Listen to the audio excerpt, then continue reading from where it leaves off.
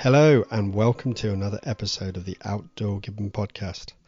Yes, let me apologise. I'm really sorry, but life has not quite returned to normality. Lots of things have changed and it's taking its toll on this social media side of things. However, we did go to the Scottish Game Fair where we were nominated for an award. We didn't quite win. We were pipped to the post by a very, very deserving candidate. This podcast was recorded back in May and we spoke to Richard Bailey and Callum Kippen about wildfires, and it only seems right now to get it out considering the Scottish Highlands have been on fire for the last 5 days. An RSPB reserve went up, and there's also a large fire currently down in Edinburgh on Arthur's Seat, I believe it's known as. The hillside is on fire down there. Just checking my details. Yes, Arthur's Seat is on fire. So it's wildfire season, and I think this one's quite an interesting chat with these two guys about that. Before we get there, let's just find out what's going on. Obviously, we are mid-July now. The Roebuck rut is just kicking off. Well, there's talk about it starting, stopping. The weather's all over the place. I think most of the country further south are still suffering heat waves. I was listening this morning, potential droughts, all sorts of things like that. Luckily, nice Aberdeenshire, we're only seeing temperatures of around about 14, 15 at the moment, so it's quite pleasant up here. However, the rain, the cooler temperatures, the hot temperatures has absolutely made everything grow. I've seen them spraying crops off already, which is really unusual for Aberdeenshire. It means we are slightly ahead, but you cannot see anything. I was out the other night and there's places where the grass is almost up to your waist. So to be out deer stalking or pest control is incredibly difficult. We'll find out what it's like when we get on the hill for the reds later on. Hopefully it won't be too bad, but I think that's a lot of the reasons why we've been having problems and these fires are kicking off. There's a lot of fuel load available. The Scottish Game Fair, let's just have a look back at that. It was a couple of weeks ago now. Very different atmosphere. A lot of people said that there were plenty of stalls were happy and they were trading, but I did notice that some of the big companies weren't there, or they'd all merged together and they were all on separate stands. Whether that was a cost-cutting exercise, I don't know. I didn't think there were that many people there. I didn't see as many people as I would normally recognise at the Scottish Game Fair. Don't get me wrong, it was still a very enjoyable couple of days being there, but the whole event felt different. I don't know whether the new company running it has changed something drastically, would be the word I'd use, but things didn't feel the usual for the Scottish Game Fair. Anyway, we've got Moy coming up in a couple of weeks. Looking forward to going up there and always having a look around. It's a great little family show. Unfortunately, last year, Moy, we were there and we decided to leave, and just as we left, they actually closed the show because of bad weather. Well, I'm looking out the window today and hopefully we won't have that bad weather, but you never know. It's so changeable up here, anything's possible. Anyway, let's get on and have a listen to this chat about wildfires with Richard and Callum. But first of all, let's get a word from our sponsors. The Outdoor Gibbon podcast is proudly sponsored by the Shooting and Hunting Academy, an online training platform and UK registered learning provider that provides a host of accredited and nationally available courses and masterclasses delivered by leading industry experts. Hi guys, it's Rachel here from Style, the new social app for field sports and farming. Join our countryside community on the App Store or Google Play. Just search Style Country. Enjoy the show!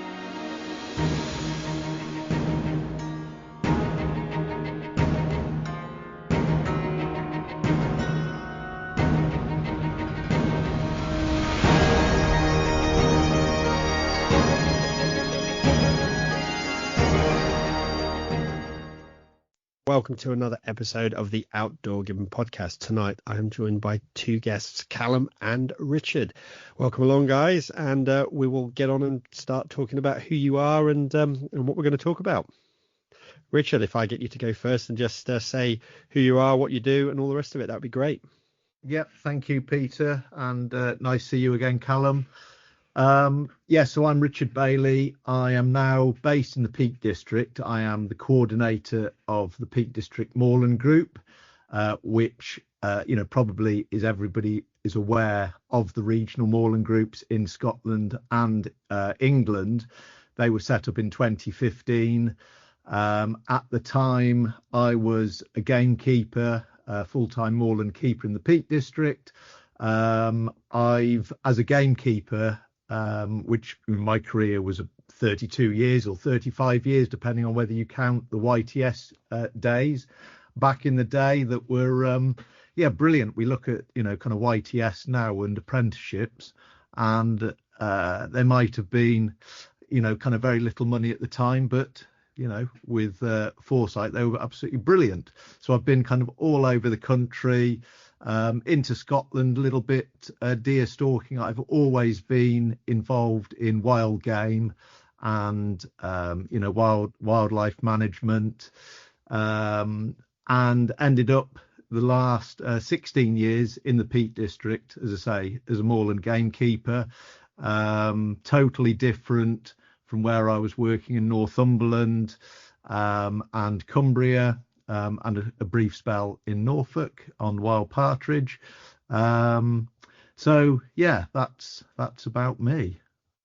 Brilliant. We'll pass over to Callum and we'll get a bit of an introduction from yourself. Good evening, everybody. My name's Callum Kippen. My day job is as a grouse keeper in the Highlands of Scotland. This is me now into my 47th year as a grouse keeper, and 3 years ago, through the legislation passed by the Scottish Government, everybody who carries out using fire as a working tool has to have a licence and has to be trained. So I'm co-owner of a training company called Bright Spark, and Bright Spark was primarily set up to train land managers, but it's grown arms and legs, and we have moved into training the fire service in Northern Ireland and Scotland. We have courses on Wildfire as well as Moorland.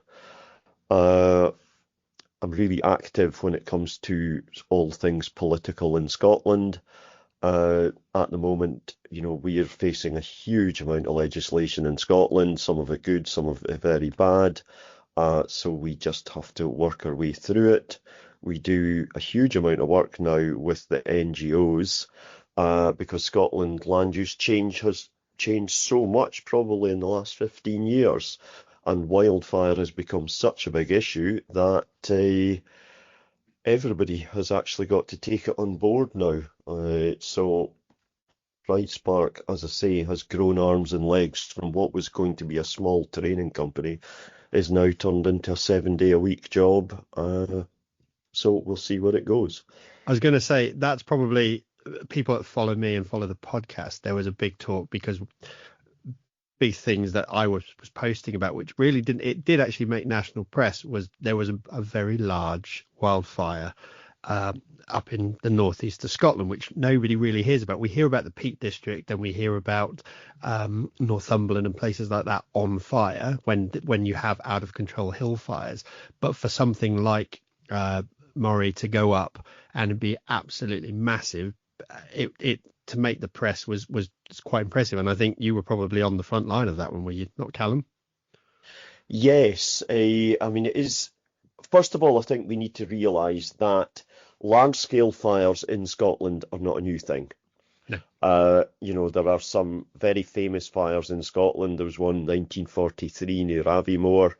There was another one up in the Flow Country, up in Caithness in the 70s. I mean, these were very, very big fires. But what the difference with Dava Bridge was the sheer scale of the fuel load. And at the end of the day, I happened to be actually up in Thurso when the fire started off. I got a phone call asking if I would come back home, which I did. So it takes me roughly 3 hours to get home. But the fire was so severe that everybody had been held on standby for the 3 hours. And then I think it was actually between 5 and 6 hours before the fire service gave us the go-ahead to actually start fighting the fire. It is one of those things that it was probably the most extreme fire I've seen, but the other thing about the Carbridge Dava fire, especially the Dava fire itself, some of the same ground had burnt 6 years earlier. And Right. that's the difference we're seeing. So, it's 11,000 hectares, I think it covered, or 13,000 hectares. Can't really remember the figures. But I mean, at the end of the day, this was a large-scale wildfire, even in European terms. Absolutely. And I think this is the big thing at the moment. I think the press always throws bad light. You're both keepers or have been keepers, and you get that, oh, we mustn't burn, we mustn't do this, we've got to stop everything. And actually, we've terraformed the landscape for this for hundreds of years, and now they want us to stop it. And all of a sudden, it's like, well, the landscape, without the management of what we do, is building a fuel load. And how does that affect the Peak District, for example? I think it's absolutely criminal. You get the amount of footfall. I think, and this is an interesting one. I've spoken to Peak District National Park on various meetings, and we're using old figures on visitors to the Peak District, but it's something like 13.25 million day visitors per year. Yep. And but actually, those figures are so far out. It's far more than that. And as a gamekeeper, when I was working in the Peak District, some sunny bank holidays, it does seem as though all those 13 million are on your patch, especially, if it's close to, one of the busy towns such as Buxton, Macclesfield, Glossop, Holmfirth, all these other places. They're tourist routes and have easy access to a big population. So you include, all of these people, all of this footfall, and a change in policy on regulations, what you can do on the ground. So we no longer have this uneven aged mosaic, which benefits everything. And especially, we weren't doing it at the time, but wildfire mitigation.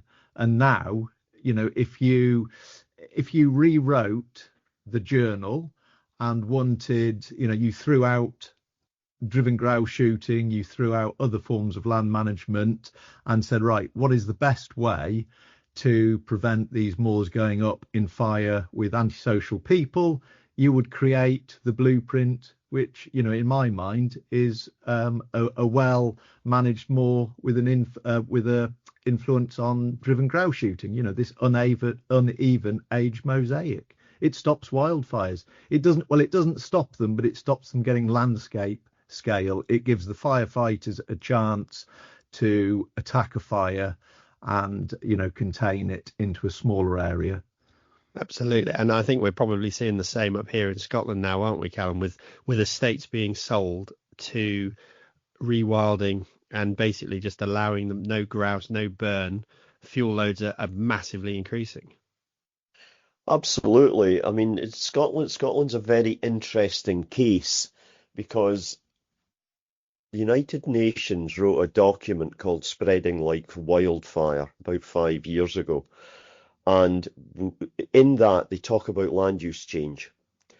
And land use change is happening throughout the world where we are losing the herbivores.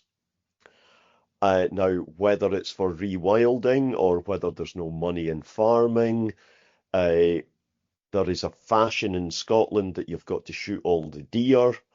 We've probably lost well over 1 million sheep. So at the end of the day, along with climate change, now I'm not one of those people that believes in it one way or the other. We've just spent 6 months skiing in Scotland. Yeah. You know what I mean? So we can't say it's getting warmer. Well, there was snow on the hills this morning. I was driving along, looking into the Cairngorms, and I see snow. So it just goes to show, what's that, middle of May? Yes, but I mean, what has changed in my working lifetime is the fuel load. And what used to be that if we ran into 3 or 4 wet years, we always thought, oh, great, there's not going to be any big fires this year. But all that means now is it's getting 3 or 4 years more growth on it. So what used to be a timescale of if you had a fire 10 to 15 years before it was ever going to be a problem to you again. We're now looking at 6-7 years. Yep. So, and then it's ready to go again. And I suppose this is a big thing with the loss of the grouse shooting as it's becoming, and the legislation that's gone into place. It's making it harder. Obviously, the Peak District changes completely because it's a different kettle of fish altogether down there, really, isn't it? Yeah, Absolutely.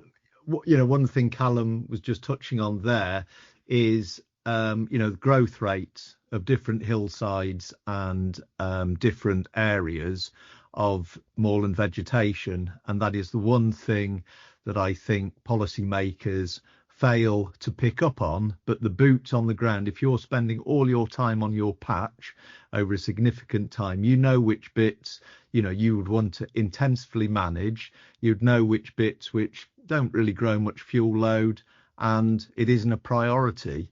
But these blanket management plans completely fail because they fail to identify growth rates of vegetation.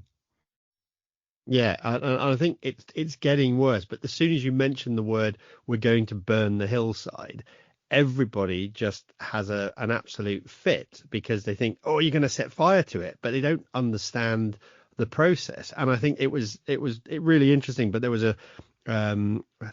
another chap we interviewed a while ago who was talking about something, and it was a large estate caught fire and firefighters and helicopters were there dumping water on it, but it was actually the gamekeepers that came in that fight fire with fire, and did a lovely backfire to basically stop the spread. Any sort of enlightenment on that, on the keepers and what they get up to, Callum? Well, I mean, that's, when we are training with the fire service, I mean, it's one of those things that gamekeepers, land managers have used for years, as it's now deemed a technical backburn, where basically you're lighting against a fire break in front of a large fire to stop the fire in its tracks, because fire attracts fire. So once the backburn has got itself going, the large fire will attract that fire to it, and it's just a much safer way to put out a fire, because the person or the people that are actually putting the technical backburn in place, they're working in clean air. Yes. So I mean, for instance, at the Carbridge Dava fire, myself and my business partner, we lit a technical backburn that was 2.5 miles long. So that way you begin to get the scale of what we were trying to do. But I think just touch on that, because obviously I knew quite a few of the keepers that were on there, and it was just for people to actually, that are listening to this probably from different parts of the world, you just didn't stop. Realistically, there were guys that would just get literally sleeping in their truck, eating the Mars bar and cracking on, or probably drinking a can of energy drink and carrying on, just to basically try and manage. Was it mostly the backfire, the back burn? Well, on the Carbridge end, it was actually working in grouse moor, and the two moors especially there were very, very well burnt. And realistically, it was that stopped that fire from being double the size it was, and there's every possibility it would have ended up in Granton and Spey. Yeah. It went through a newly planted plantation, which I think was about 2,500 acres, and it destroyed it. Absolutely, there was no fences. The ground had been mounded, so basically you had several million peat fires all burning at the same time, it was just impossible to put it out. And I mean, as for the people on the ground, I mean, it was a tough shift, because actually during the day, the fire was so severe, we weren't making any great headway with it, so we actually had to fight it all night. So we were lining out, I think at one point there was 14 leaf blowers, and coming up the flanks, and then we had the guys with the fogging units in front of us and behind us. We had no helicopter assistance for 3 days, and for the first, I think, 12 hours, apart from a handful of people down about Dava itself, the Dava fire was left unattended. There was nothing we could do with it. All the manpower was on the Carbridge end, basically trying to stop it from heading into people's houses. So let's now flip down to the Peak District. Obviously, we've got some manpower in Scotland because we still have estates that have keepers and things like that. How's that? Obviously, a lot of the Peak District is now unkeepered. It's national park. What happens in a situation like that? Yeah, so, well, we're all within the national park. So the active grouse moors, there's about 13 estates over, a fairly long and thin avenue of moorland, from, Buxton up to Saddleworth. And so we have a really good network of keepers. WhatsApp has revolutionized how we contact each other. We have a WhatsApp group for the various fires, and it's that network of people that you rely on in these incidents. We are part of the Peak District Fires Operation Group as well, which has been going a very long time.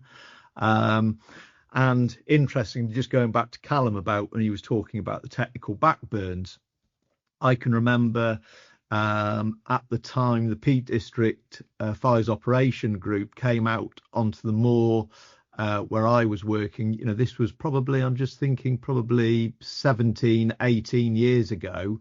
And we did some burning and kind of showed different burning techniques. And all of the partners then could see, how good a management technique burning was. But, we've come down this evolution now where burning is bad or it's perceived bad. And, that knowledge is being lost, especially in the Peak District where, or in England where, we are now having to apply for a DEFRA Natural England grant for burning, any burning concessions on deep peat. The regulations on deep peat has changed to 30 centimetre peat depth. So it's almost like a ban burning and going down the rewetting and restoration line, which is failing time and time again. And as Callum says, all it is doing is increasing vegetation growth because it's wetter. But unless you can get vegetation to be wet 12 months of the year, when it's dry, as we see, I'm not a climate change flag waver either. But I am seeing season changes. We get these droughts and, vegetation, it suits it. Absolutely. I was going to say, it's crazy just how literally, like I was thinking last summer, we were out doing the stags and it was too hot. You were in a shirt sleeve trying to get out on the hill to get stuff. And you just think you were walking across ground that you're like, well, this is ridiculous. This is dry. It's never dry here. And yeah, so I suppose that on the grand scale of things is not good. But you just touched exactly that point. We're getting rid of burning, and there's nothing. I think as I said it earlier on, we've terraformed the landscape for so long to make it the way it is because of shooting and grazing and farming, that realistically, if we stop doing it, we're basically creating the biggest fuel load possible, aren't we? Yeah. I'll find it to Callum. Yeah, I mean, the thing is that I'll probably get shot to bits for this remark, but I would say that England is in a far more dangerous situation than we are in Scotland. At the end of the day, we can have a very large-scale wildfire in Scotland that would affect very few people. Yes. Yeah. Where, if you have a large-scale wildfire in the Peak District, for instance, at the end of the day, everybody thinks that, fatalities in wildfires come from, flames, burned to death in your house, blah, blah, blah. Smoke pollution is the great killer. Do you know what I mean? Now, if you end up with a fire that ends up blowing into Manchester or Sheffield or, some big urban conurbation. I mean, we really are we're creating a problem that I cannot understand why we're going down this route. Do you know what I mean? I keep harking back to this UN document. The UN document 5 years ago was telling us we're heading off in one direction, the rest of the world's already been there, and they're now heading off in another direction.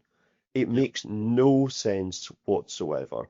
And I mean, at the end of the day, rewetting does not work. There is one place in Scotland, it's an SAC up in the flow called Garvolt, and that's the only piece of Scotland that will not burn. Simple as that. It's pretty flat up there, so I can understand. If you could replicate Garvolt all over the Peak District, then you might get somewhere. It just doesn't work. At the end of the day, the amount of taxpayers' money that's been spent on this, I would like it to work, but it's the old story, when you have a dry season, the water table drops, the peat dries out, and especially in England, because we don't have large-scale peat fires in open moorland in Scotland. We have them when there's trees involved, where it's slower burning, it's burning in the roots. But we don't have this problem that England has, that they had North York Moors last year. In the spring. Fire and Dales. But this is the crazy part, isn't it? We don't want fires. I think people see fire and they see smoke as pollution straight away. But it's like, at the end of the day, that little bit of smoke that you produce actually saves you from a hell of a lot more problems in the future. But I think we've lost touch, and I've talked about this in many podcasts.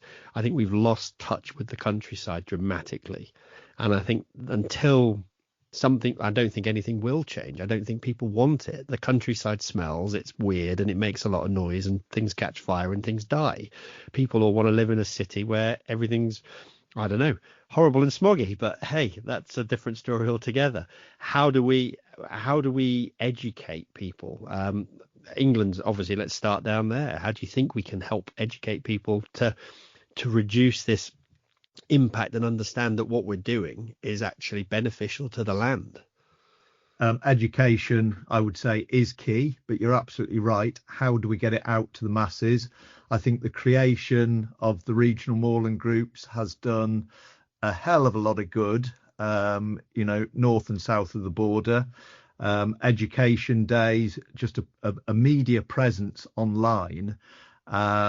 We have a lot of followers on our Peak District Moorland group page, and predominantly, and sadly, when we're having wildfire incidents and the keepers, have realised now we need to be taking video footage of this, because, the general public don't believe you, and the press are absolutely hungry for, really good footage.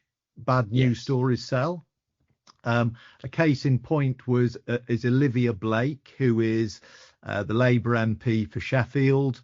Several years ago, and I'm thinking it might be even 3 years ago now, 3 estates had a burning window at the end of the burning season, burning on dry heath, and they took advantage of it. With hindsight, the wind direction was in an area where the smoke was hanging over Sheffield. She had a field day. She is Labour's expert on moorland.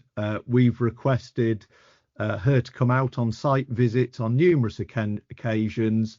We're yet to see her, on a moor yet, with us, with the boots on the ground. But when you hear her in Westminster, everything is, you're choking the city. That, as you say, that pales into insignificance to a summer wildfire, which is then burning peat, and it is hanging there. And we saw it in Saddleworth. We saw it, whether you're aware of last week, the end of April, 1st of May, we had a significant fire on Snake Moors, which is owned by the National Trust. And I was just totting up the man hours on that. So we had 60 hours were put in on those 2 days from just purely gamekeepers on that instance, and 153 hours in the daytime. And it was yet again, it was the weather, a change in direction of the wind, that we then got some rain, which helped put that out. And, you know, as Callum says, we've seen big fires, but I think we are yet to see the really big one, which is going to, as Callum says, will kill people, will take out numerous houses, infrastructure. It is literally a ticking time bomb. Yes. Yeah, I completely agree. And I think that the thing about it is it's getting worse because you just said there, it's the gamekeepers. And I think when the press first reported, obviously I'll jump back to Scotland, it was a massive uproar. When they first reported, they mentioned the firefighters and the volunteers. But again, gamekeepers kill things and they won't get mentioned. And I think when it went out to press, they didn't mention the gamekeepers who had helped with the big fire. And I remember everybody jumping on that, all the guys I know, and all of a sudden there was a retraction and they redid that post to say we have to thank the gamekeepers, because at the end of the day, their knowledge and skill and the equipment, you've got the firefighters are there, but they don't have the Argo cats, the fogging units, the quads to get out on the hill. So how do we've got to put gamekeepers in a better light, but unfortunately it's a really difficult thing to do. Any thoughts, Callum? Yeah, well, I mean, as well as the gamekeepers, I mean, we have to mention the landowners. At the end of the day, the landowners pay my wages, and you know, the landowner that I did work for, you know, over the past 15 years, he probably spent £500,000 on firefighting equipment. Now, if you make things so difficult that you know that landowner can't shoot grouse or can't run his estate as he wants to, at the end of the day, he can pack up his bags and go somewhere else. And then all of a sudden, we've probably got one of the best resourced private firefighting units anywhere in the world that's constantly on call 365 days of the year, you know, because there's one thing about gamekeepers, they do like a fire. Do you know what I mean? If they see a fire, they like to go put it out. So, do you know what I mean? And we may end up throwing that all away. For what? Do you know what I mean? And I mean, we talked briefly about educating people. People who generally, this is from a Scottish perspective, because I know they have, talking to the guys in South Wales, they have some major problems down there with people starting fires. I would say generally in Scotland, most fires start by accident for one reason or another. And I mean, it's, you know, so if we go back to the landowners, I mean, I do think we have to mention them. The other thing about Carbridge Dava was on the Monday, this fire was getting completely out of control. You know, we were working in winds that were at 60 miles an hour. Do you know what I mean? And like, when you've been at it quite a long time, at the end of the day, you've seen it all before. I haven't seen fires where we couldn't physically outrun them in vehicles. And that was the stage we were at. Do you know what I mean? It's not running away from them. This was jumping in a vehicle, and this bloody thing was still catching us. Yeah. So at the end of the day, you know, that's changed. We put out word on the Monday that we needed help. People responded from the whole of Scotland, from the far north right to the borders. They put their fogging units on the back of their Hiluxes, Land Rovers, whatever, and headed up. Now, the turnout, certainly in the section that I was in, there was 103 gamekeepers. And I mean, it sounds ridiculous, but I never moved out of one area for 4 days. you know what? It was only on the Monday that we actually got sent round to do a different job. I mean, the turnout was immense. And then all of a sudden, you've got all these people with all this knowledge that know exactly what they're doing. And luckily, we'd a change of wind, which was really bad for a while, but the wind speed dropped. But then the cloud came in, and we made major headway on the fire, and then it started to rain. We got the rain then, which because like where I live over towards Turriff, and I went out and I remember looking up, and it's that classic, you know, when it's a fire because the sun had turned that dark orange. And I went, there's a hill fire somewhere. And I think I was going stalking that night, and I was like, there's a hill fire somewhere. And it was only probably when I got back in that the reports started coming back in. Have you seen the fire up there and all the rest of it? But how many people don't know what they're looking at? They have no idea what's there. And you just said it, 103 gamekeepers. If we get rid of these landowners or make these landowners go away, well, that's an estate gets rid of, say, 4 keepers, and all of a sudden, we have nobody. I know, obviously, it's difficult in England because the number of estates that are shooting and the number of keepers are dropping. But there's nobody else to cover that base, is there really? The Outdoor Gibbon podcast is proudly sponsored by the Shooting and Hunting Academy. Through the Academy, shooters, hunters, and those involved in the use of firearms can gain an in-depth and unique level of training that enables them to shoot better, behave more effectively in the field, up their strike rates, as well as learning new skills. Crucially, those new to deer stalking, the Academy also offers the Proficient Deer Stalker Certificate Level 1, the PDS-1, a deer management certificate that is nationally recognised and accredited both by LANTRA and UK Rural Skills. Visit the Shooting and Hunting Academy to find out more. Let's get back to the show. No, just to go back to your point again about, kind of outside people and media not wanting to talk about the presence of gamekeepers on the ground. I think we are seeing a slight change on the recent fires in the Peak District, and especially this fire which mentioned, which is now, what date are we now? The 12th. So, 12 days ago, in that, it was the gamekeepers, but equally we had other members of the fires operation group team. And as Callum says, gamekeepers like getting in the flames, they like getting in the smoke, they've got the kit, they've got the knowledge, they know what to do. And the fire service recognise that, and at instant command they will very often give the various sectors of a fire to the gamekeepers, and gladly do that because we have that experience. But just in case there's any of the other fires operation group partners in the Peak District listening to this, some of the other organisations kept up with the keepers, and that has been a sea change in that some organisations have personnel that have carried out prescribed burning in a previous career, and they have said to their staff, whatever we do, we've got to keep up with the gamekeepers here. And I thank them on our social media, so it isn't just a them and us. And no, absolutely. And also instant command.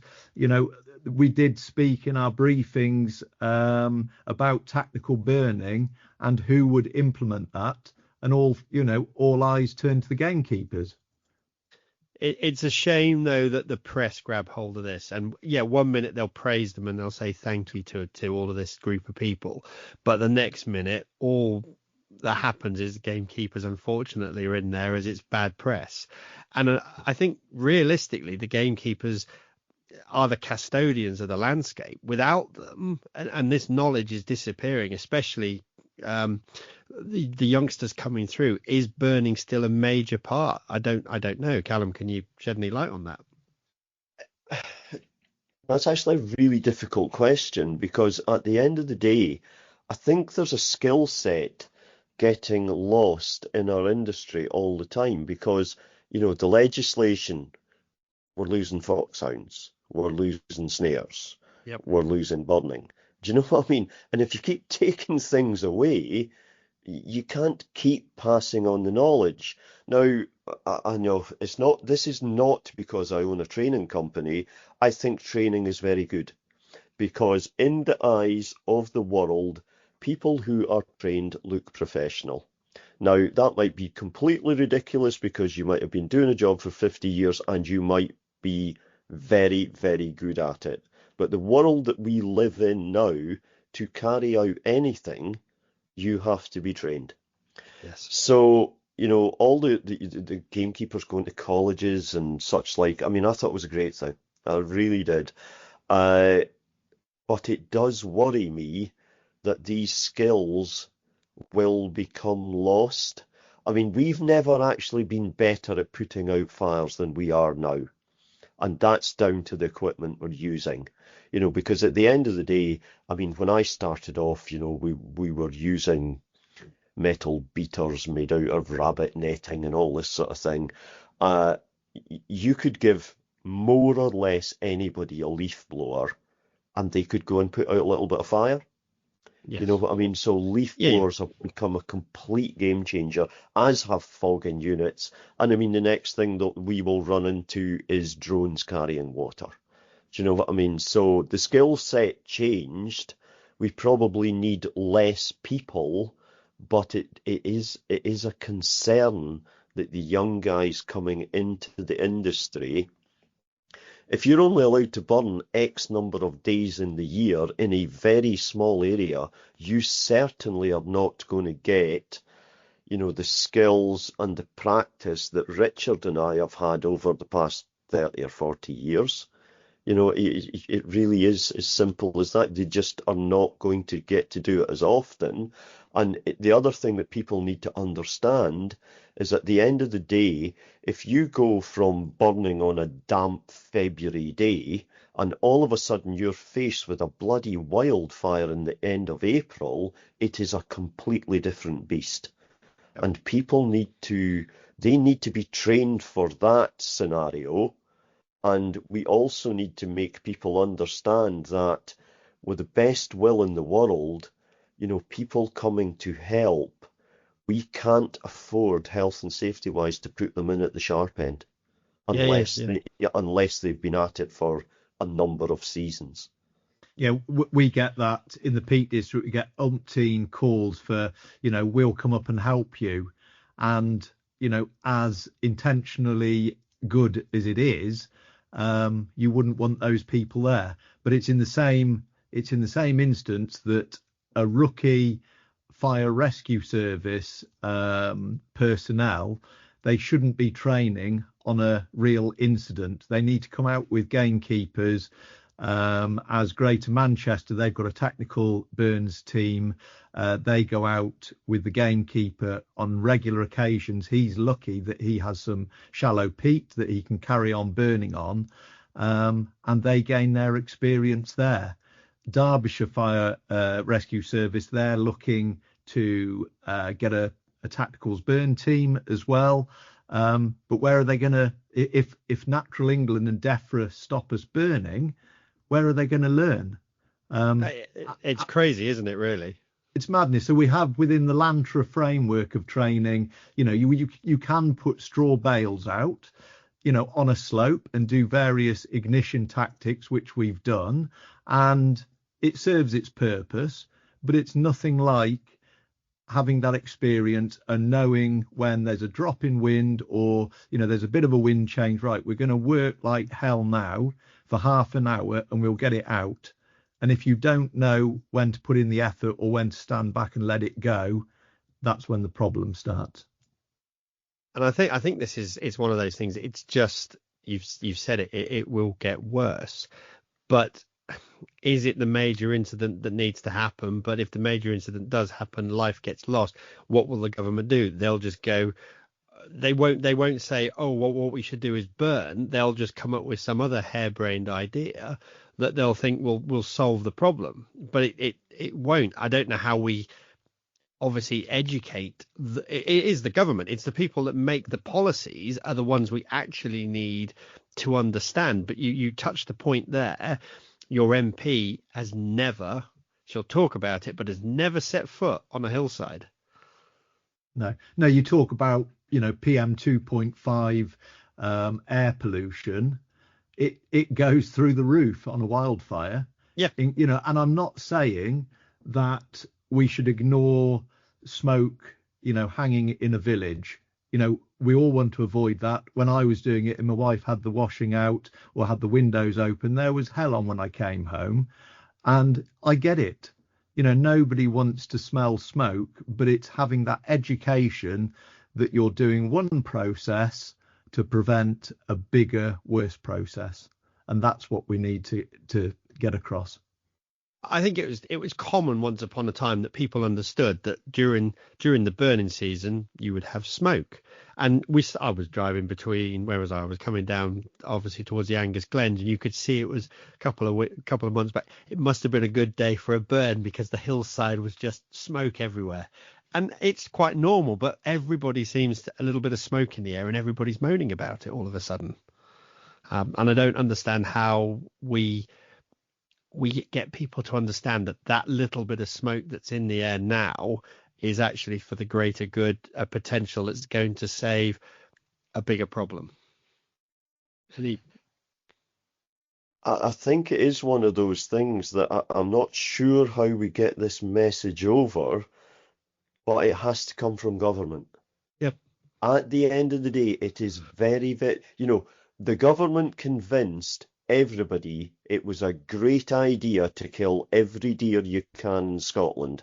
So I don't think it's that difficult to convince the general public for the greater good. A bit of smoke in the Angus Glens in March is going to help you an awful lot come the end of April, beginning of May. Absolutely. But I don't understand.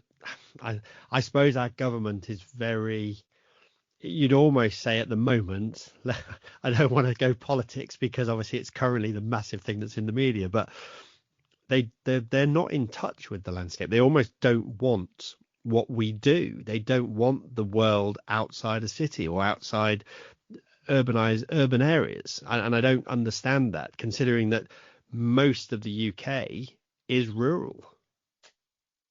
I think equally, it isn't just the politicians. I think we've got to look at science and do more long-term studies.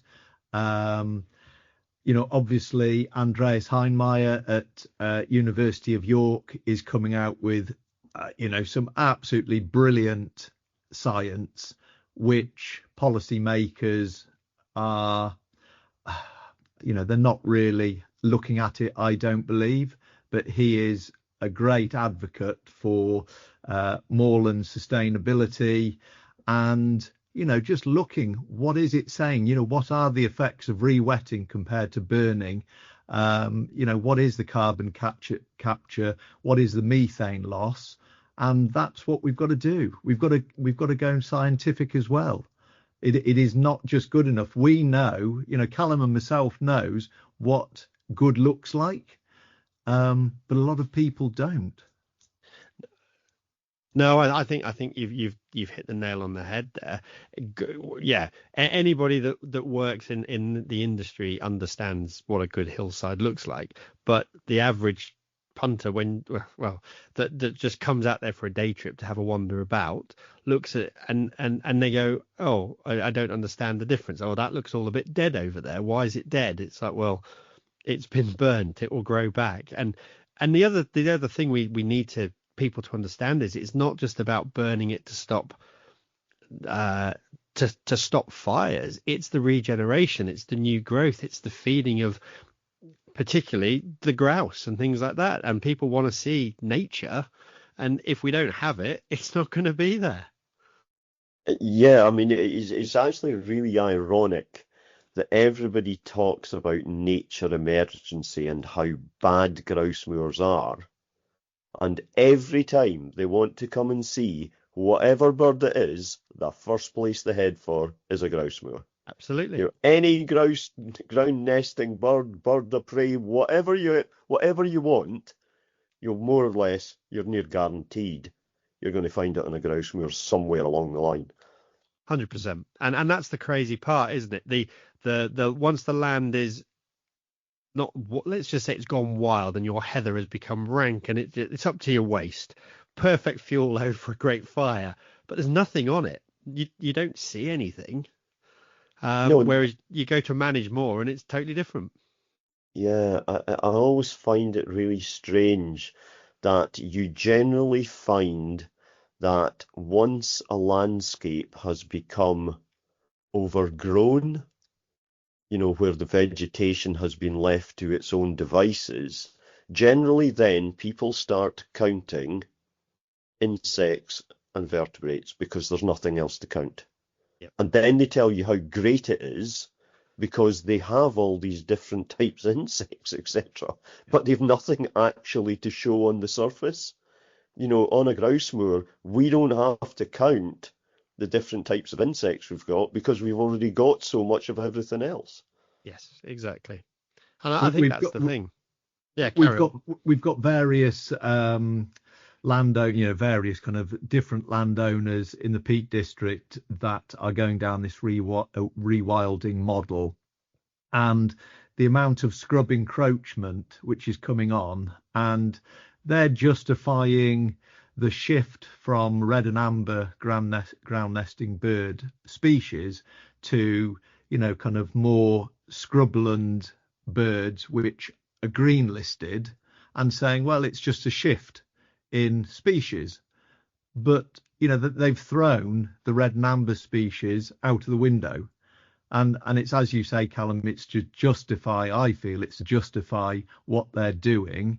And when we've had various site meetings on these places, multi kind of stakeholder site meetings with fire service as well, we bring up Wildfire and say, would you want to be in that scrub dominant moorland in a fire if the wind shifted? And the people that own it cannot see the problem, but anybody with any experience of fires, you just don't want to be there. That's where we're going to lose firefighters and kit. No escape routes. Maybe I think that's the big thing, isn't it? We've been incredibly lucky that we haven't had any serious situations where large amount of life has been lost. I know, obviously, you go to America and you look at their wildfires out there, and it turns and shifts. And there's a fantastic film where they lost a whole team, basically. I can't remember the name of it now, but those guys were like on the ground beating the fire back and everything along that line. And I think we've been incredibly lucky that hasn't actually happened yet in the UK.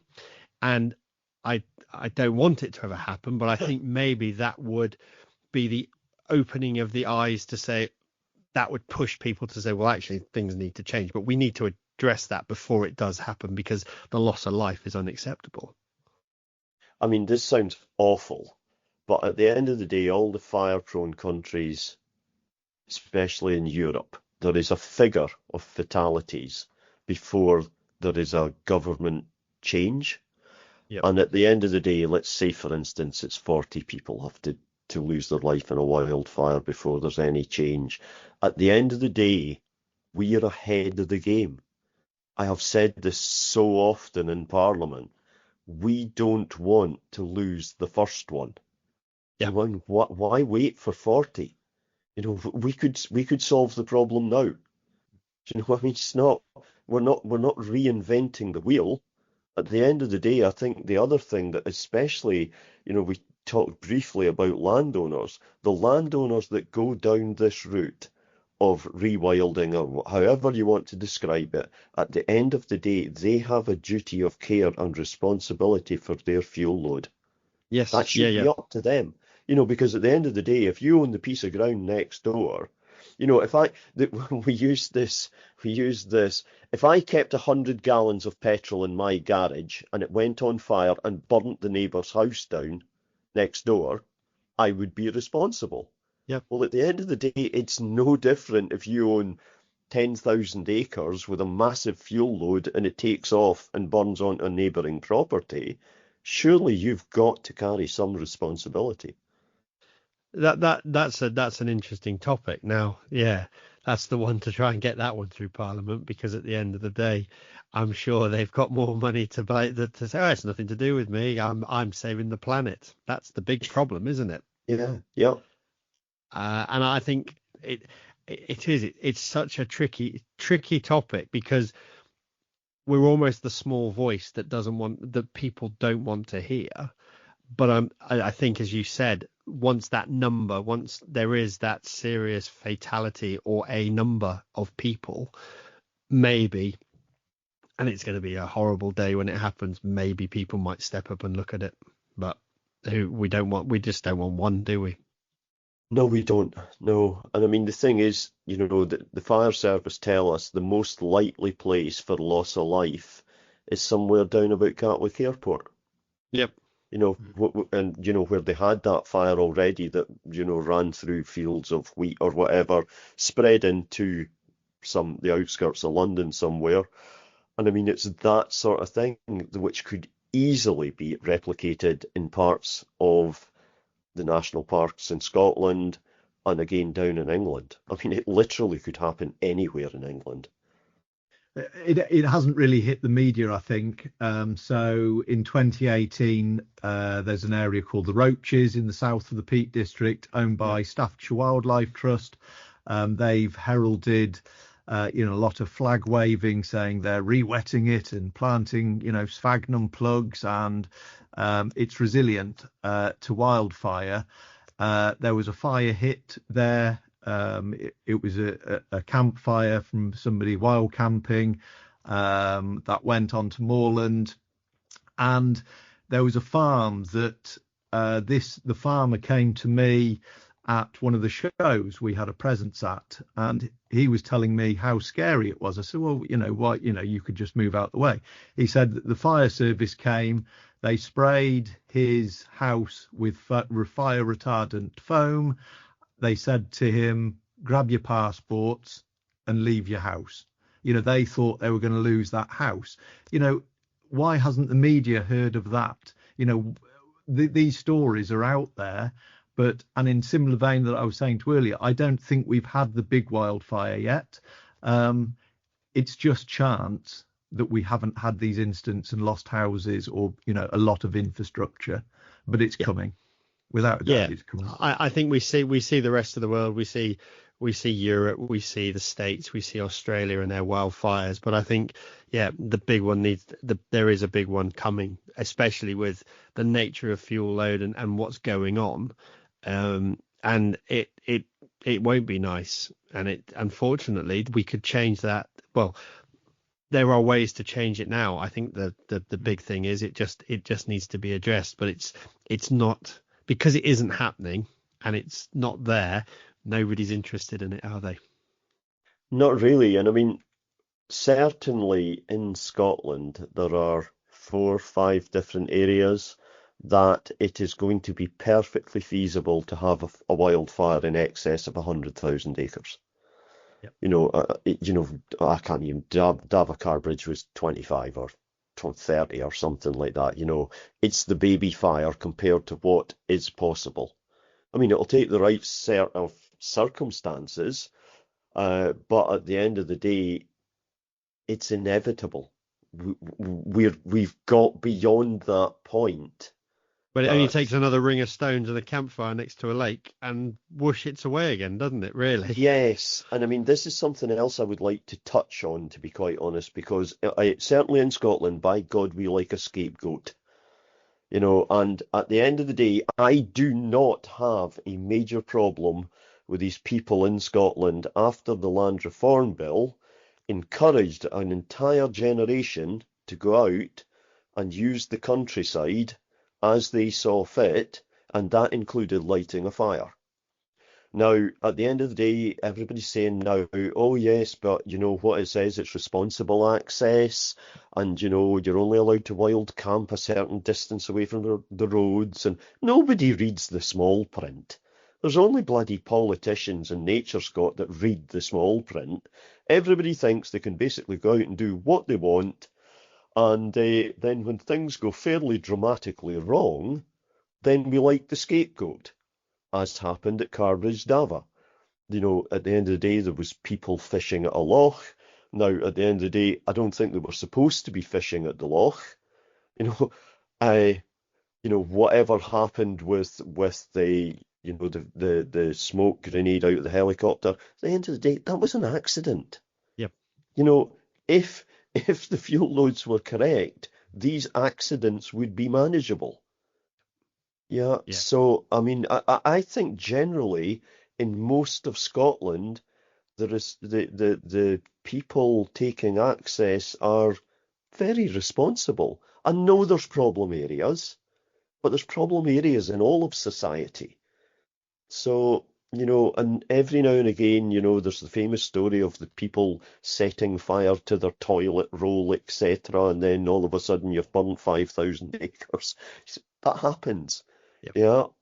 So I think there's definitely been an increase in traffic on the Highland area since COVID.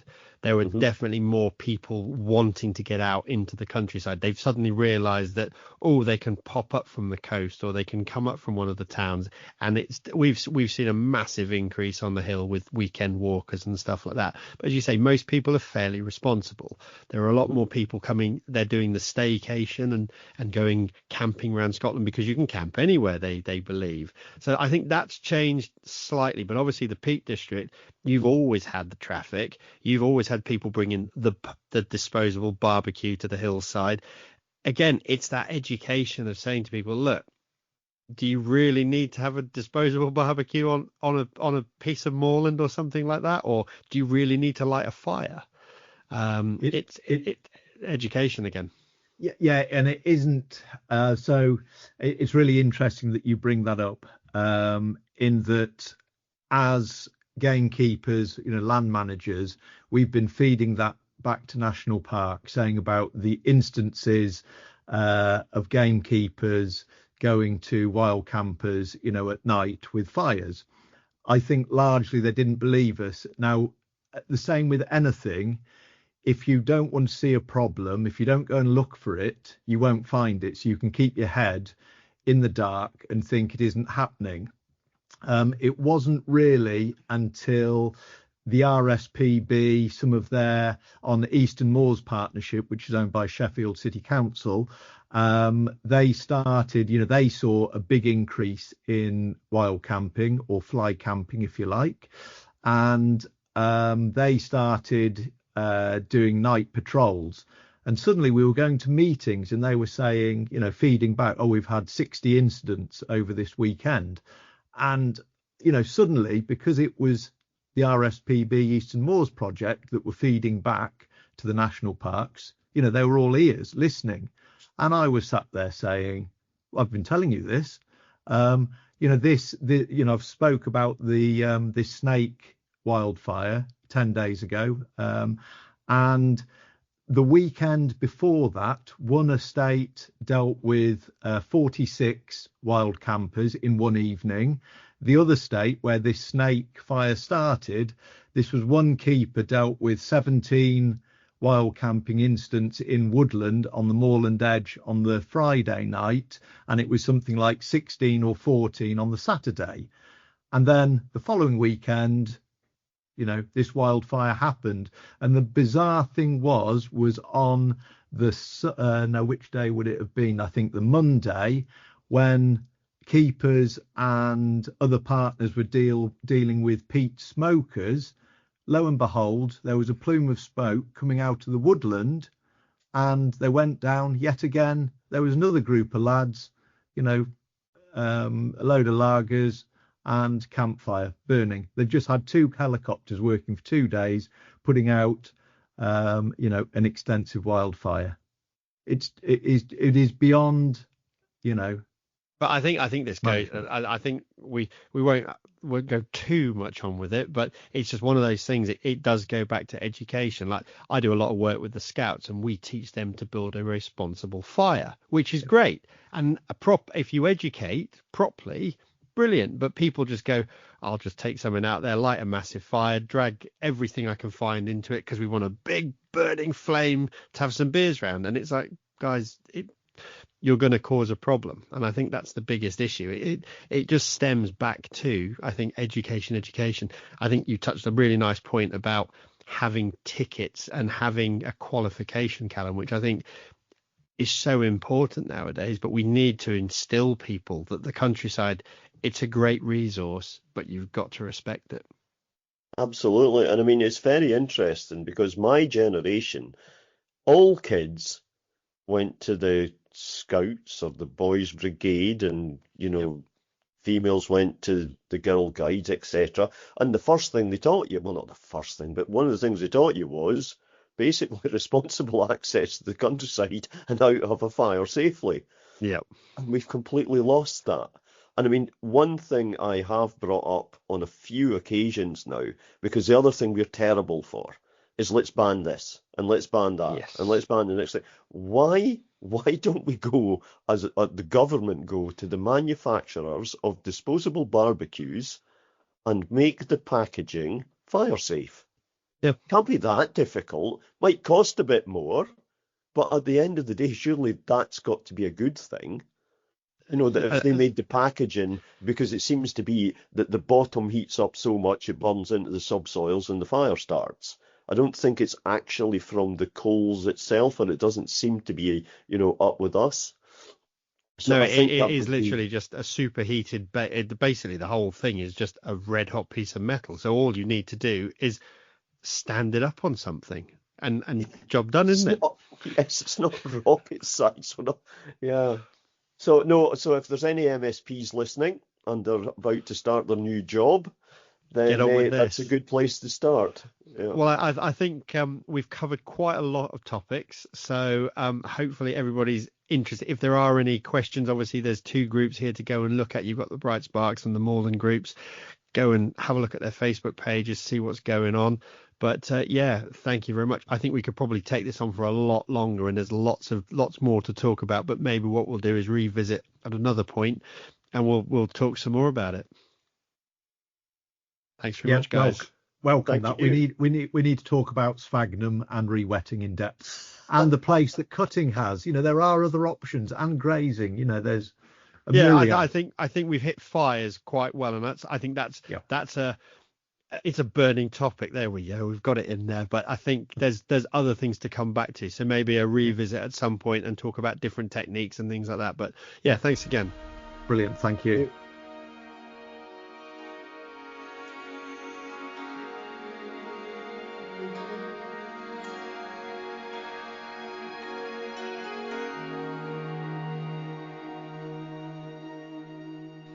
I think that podcast covers some of the points, but I think there's a whole nother episode covering a lot more about what's going on, especially in light of the situations that are now going on all over the country, where these drier summers and these hotter temperatures are not going to go away.